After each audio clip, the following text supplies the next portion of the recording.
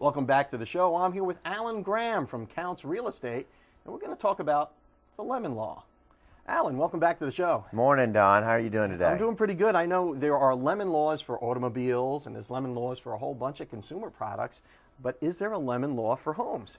You know, in commercial real estate, there's a caveat emptor, let the buyer beware, but with residential, it's a little bit more specific, and there's certain protections put into place for residential home buyers because they are not supposed to be quite as educated in the real estate laws and real estate purchasing. So, well, that's true, because how many times in your life do you buy a house? I mean, yeah, and that really is where it goes to. You have to put your faith and trust in the real estate agent that you've chosen.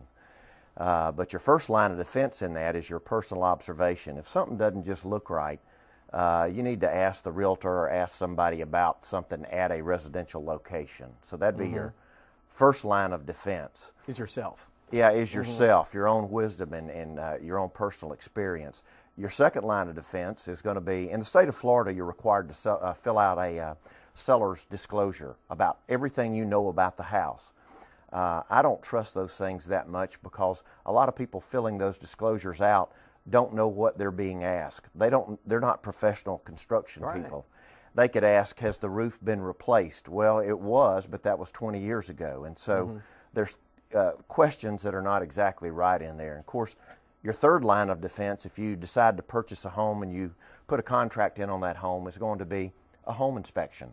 And you hire a reputable home inspector to go in and inspect all of those things that are supposed to be operating the way that they were designed to be. And that could be everything from the windows that are fogged. A lot of people in houses today have you see those fogged windows, and that's a functional obsolescence. That's something that is broken, that is not working the way it was designed to work. There's cosmetic issues, chipped paint, carpet torn. Those are cosmetic issues, and those typically don't fall into the functional category. So you do have a lot of lines of defense there for personal protection in real estate. What about home inspectors? Home inspectors are great. They go in for a fee, and there's additional fees if you have pools. So those fees range anywhere from $350 to $600 for a regular residential home. What I recommend that a seller do if you're preparing to sell is to go ahead and have a home inspection done, because you will forget that the sprayer on the kitchen sink does not work. You will forget that your dishwasher doesn't work right, or there's a leak under the kitchen sink that you've just never gotten around to fixing. That's going to show up in his report, and when it shows up in a home inspection report, it looks a lot more ominous to a buyer. Right.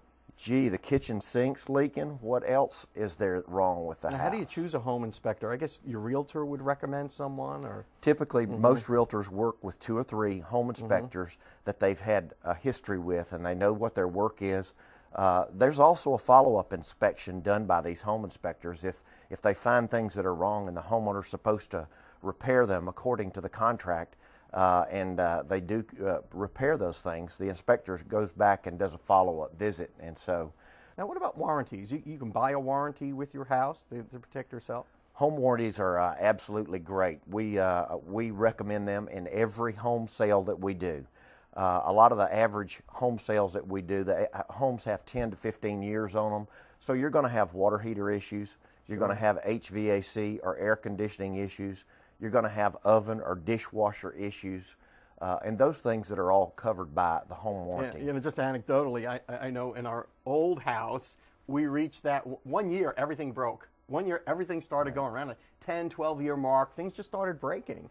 And we had a home warranty that covered a lot of that stuff and saved us a lot of trouble. Yeah, they're really great, and they usually average about $450 for a 1-year coverage. You're basically buying an insurance policy to cover most of the major appliances, and of course the price goes up if you've got a pool pump or a hot tub or other outside things that go in there. But usually in a home that's 10 years old or older, it's wise to always carry a home warranty, and you can renew those. And you don't have to have just bought a home to do that. You can go online and buy a home warranty for your home. So when it comes to the lemon law, just don't buy a lemon. Use your common sense and use a realtor. That's exactly right. Alan Graham from Counts Real Estate, thanks so much. Thanks, Don. We'll see you next week. And we'll